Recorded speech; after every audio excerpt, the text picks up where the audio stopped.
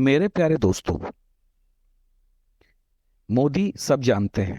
मोदी भगवान को भी समझा सकते हैं। मोदी को अगर भगवान के सामने बिठा दिया जाए तो मोदी उन्हें भी समझा देंगे। दोस्तों, ये मैं नहीं कह रहा हूं, ये बात राहुल गांधी ने कही है। और इस बात की पूरे मीडिया जगत में बहुत ज्यादा चर्चा हो रही है। लोग इस पर मीम्स बना रहे हैं, चुटकियां ले रहे हैं और नरेंद्र मोदी को सर्वज्ञाता होने का प्रमाण पत्र भी दे रहे हैं। लेकिन दोस्तों, राहुल गांधी ने ये बात विदेश की धरती पर क्यों कही? इसके पीछे कारण क्या था? कोई ना कोई तो वजह रही होगी। तो आइए दोस्तों, उन वजहों पर विचार करते हैं। राहुल गांधी ने यह बात कोई मजाक में नहीं कही है। इस बात के बहुत ही लंबे अर्थ हैं, क्योंकि राजनीति में कहा हुआ एक एक शब्द बहुत लंबे अर्थ और बहुत बड़े मायने रखता है। दोस्तों, जैसा कि हम सब जानते हैं, भारतीय जनता पार्टी सिर्फ और सिर्फ मोदी के सहारे ही चुनाव जीतती आ रही है। मोदी ने स्वयं की एक ऐसी छवि गढ़ ली है कि अब वो उससे बाहर नहीं आ पा रहे हैं। चाहे वो कर्नाटक चुनाव हो जिसमें कि भारतीय जनता पार्टी हार गई, या दूसरे अन्य चुनाव रहे हों, हर चुनावों में सबसे ज्यादा रैलियां मोदी की जाती हैं। हर रैली में मोदी के लिए काफी भीड़ इकट्ठा की जाती है और हर रैली में मोदी लंबे लंबे भाषण देते हैं। ये एक सच्चाई है।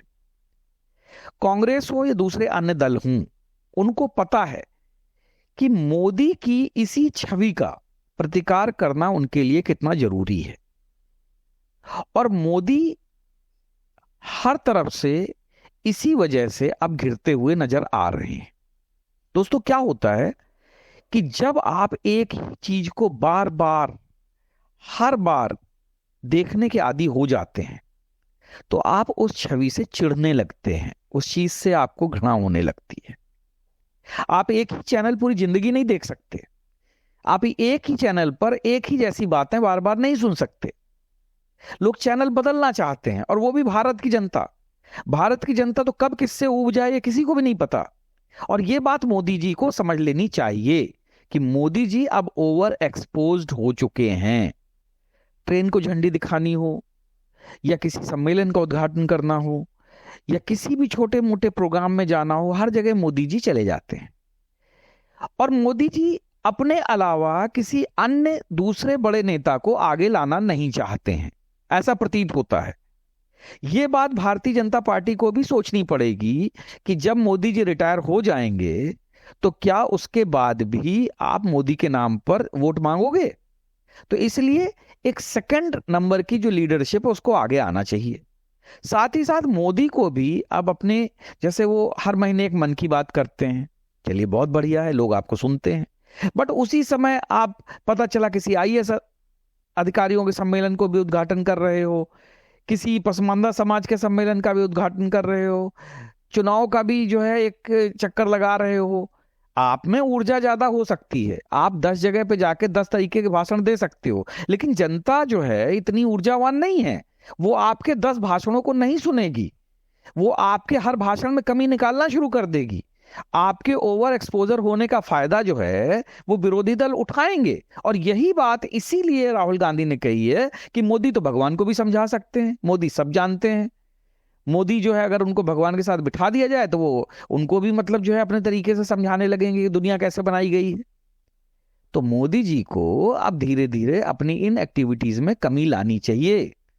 अभी देखिए, ट्रेन का जो एक्सीडेंट हुआ उसमें लोगों ने, या विशेषकर विरोधी दलों ने, मरने वालों के साथ कोई संपैथी नहीं दिखाई, उल्टे मोदी को ही घेरना शुरू कर दिया कि मोदी जो झंडी दिखाने वाला जो रेल मंत्री है उसकी जगह पे जो है, जब एक्सीडेंट हुआ तो अश्विनी वैष्णव को भेजा गया, और झंडी दिखाने वाले मोदी जी जो हैं उन्होंने कुछ नहीं किया।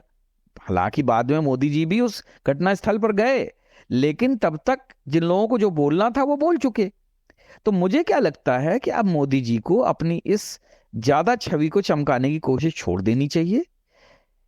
जब जरूरी हो तब आप जनता के सामने आइए। आप चुनाव जीतने भर की मशीन बन के मत रह जाइए।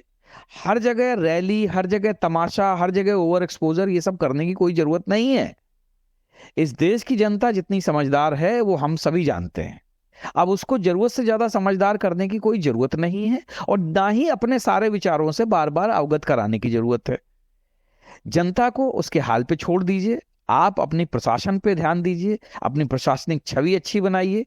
जिन विषयों पे आपको सख्त निर्णय लेने चाहिए उन पे आप निर्णय लीजिए।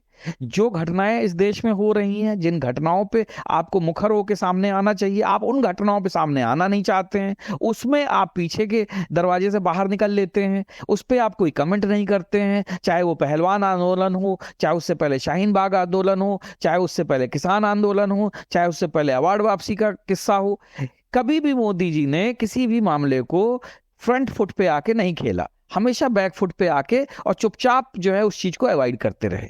तो ये बात जनता को अब धीरे धीरे समझ आ रही है, और अब मोदी जी को ये बात समझनी पड़ेगी कि आप अपने आप को हर जगह पेश करने का जो आप ये कार्य करते हैं इसको आपको खत्म करना पड़ेगा। आपको जनता जो प्यार करती है, जो आपके ऊपर भरोसा करती है, वो भरोसा कायम रहेगा। उस भरोसा को जीतने के लिए आपको बार बार किसी के सामने आने की जरूरत नहीं है, ना ही दिन में 5 बार अपने भाषण देने की जरूरत है।